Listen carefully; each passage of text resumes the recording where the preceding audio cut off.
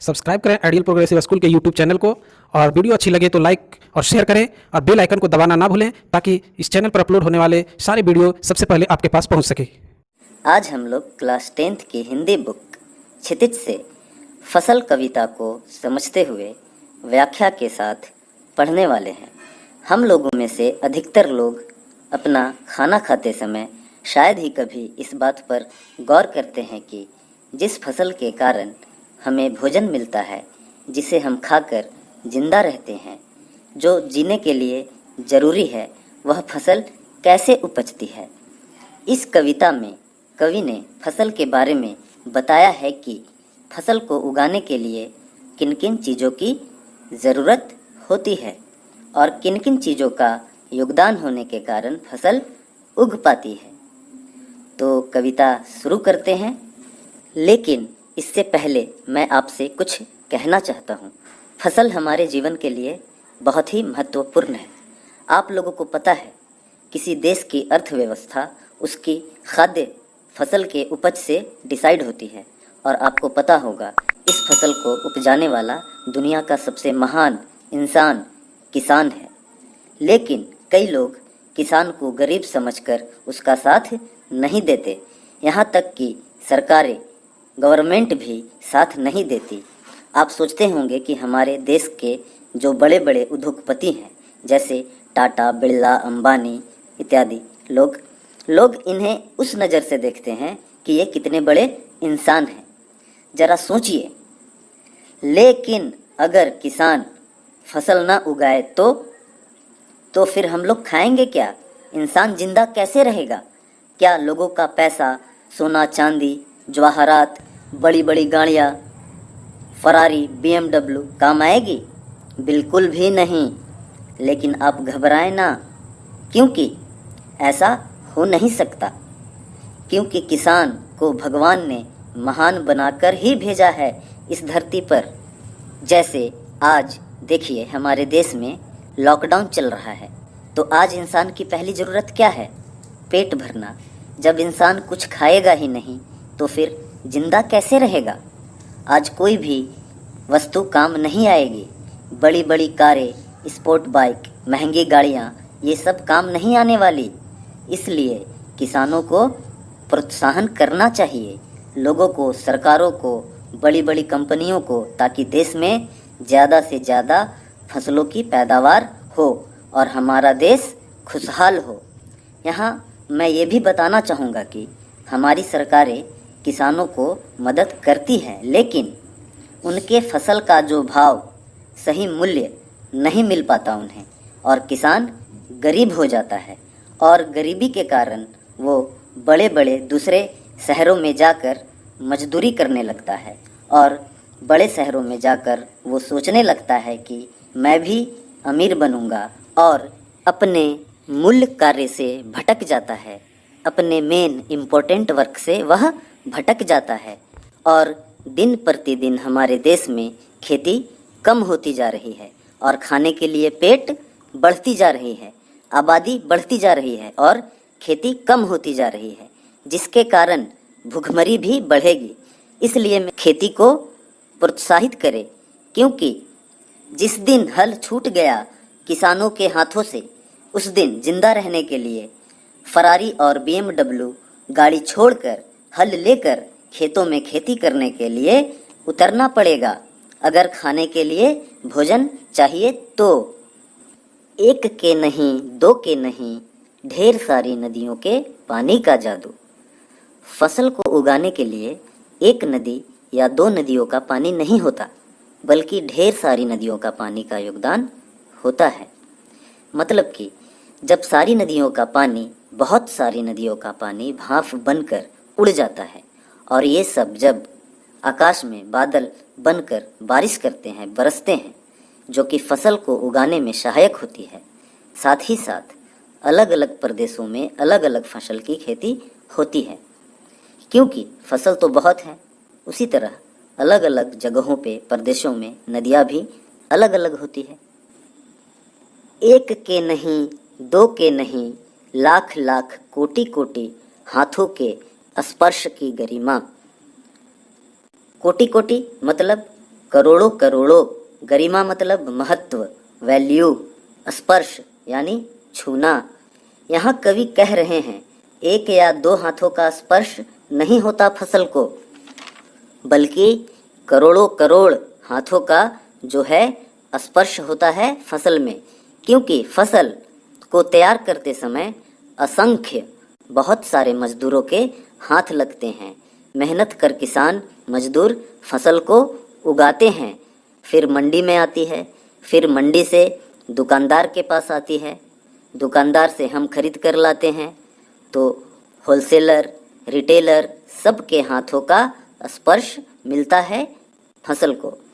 तो सबके हाथों के छूने के कारण उसकी जो गरिमा है वो बढ़ जाती है।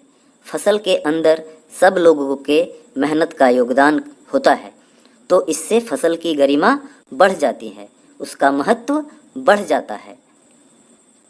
एक की नहीं, दो की नहीं, हजार हजार खेतों की मिट्टी का गुणधर्म। यहाँ कवि कह रहे हैं कि एक या दो खेतों की मिट्टी का जो गुण है वो फसलों में नहीं होता, बल्कि हजार हजार खेतों के मिट्टी का गुण जो है फसलों में होता है। क्योंकि फसलें जो हैं वो कई तरह की होती है। जैसे हमारे देश में गेहूँ, धान, बाजरा, राबी इत्यादि कई तरह की फसलें हमारे देश में होती हैं। तो वो जो फसलें हैं वो अलग अलग क्षेत्रों में होती है। तो अलग अलग क्षेत्रों के मिट्टी के गुण धर्म उन फसलों में होते हैं। इसलिए कवि यहाँ कह रहे हैं कि हजार हजार खेतों की मिट्टी का जो गुण धर्म है वो फसलों में आ जाती है। गुण धर्म से यहाँ अभिप्राय है, मतलब है कि मिट्टी के अंदर जो पोषक तत्व होते हैं जो वो भी फसल में आ जाते हैं।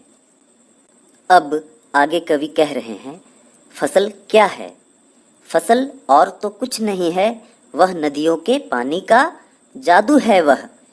यानी कि ये एक जादू की तरह ही होता है कि पानी दिया और फसल बन गई। ये एक तरह से कवि को लग रहा है कि जादू ही हो गया ये तो। किसी भी पौधे को जब हम छोटे से बड़ा होता हुआ देखते हैं तो लगता है ये क्या हो गया, जादू ही है ये तो, कि पानी दिया और हवा मिली उसको और सूर्य की रोशनी मिली उसे और छोटे से बड़ा हो गया, बीज से पौधा बन गया। एक जादू सा लगता है देखने में। तो कवि कह रहे हैं फसल और कुछ नहीं, वो तो नदियों के पानी का जादू है। पानी दिया फसल उग गई। पानी और नदियों के महत्व को बताया है यहाँ पे। हाथों के स्पर्श की महिमा है। महिमा मतलब गौरव, किसान के हाथों का स्पर्श का गौरव।